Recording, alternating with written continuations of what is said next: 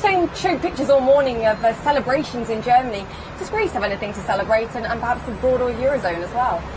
I believe we're knowing that the day after the German elections is going to be pretty much the same as the day before the German elections. There isn't really very much to celebrate other than what there is to expect is continuity of the austerity packages that we have been receiving all this time. One of the things that I've been talking about in Brussels is that, yes, we've been slow on policy ahead of this election, but also the austerity police have been very quiet. Do you think actually things could get tougher for Greece going forward? I'm afraid there is an element of toughness that will come up, and that's very much coming from, if you wish, as understanding of the results of the elections.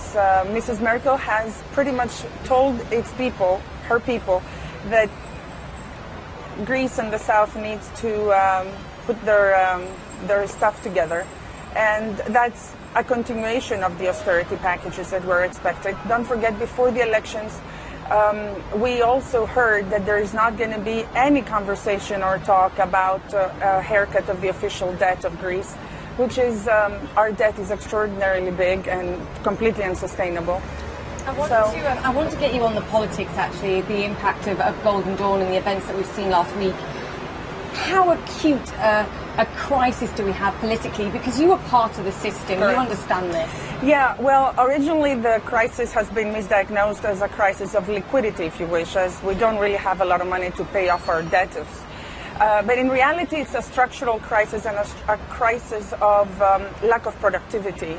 So the austerity package as a solution to that crisis has not been the perfect match, because it actually makes our structures weaker and our governance weaker and the effectiveness of the governance weaker.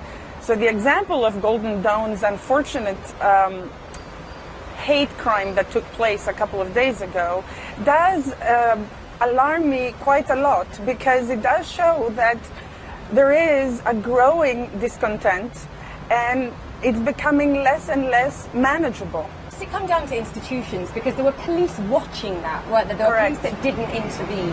No, they intervened completely at the end when everything was already pretty much over. And we do see that every day. We do see that every day. As a matter of fact, Golden Dawn has gained a lot of its power among the poor and the middle class, because they seem to be there faster than the police officers seem to come to a calling of any sort. So that's how they have grown into taking over a lot of voters, not because of ideological perspectives. People don't vote because they seem to be right-wingers. People vote for them because they believe that they're the ones that keep, if you like, a sort of safety and governance in their neighborhoods.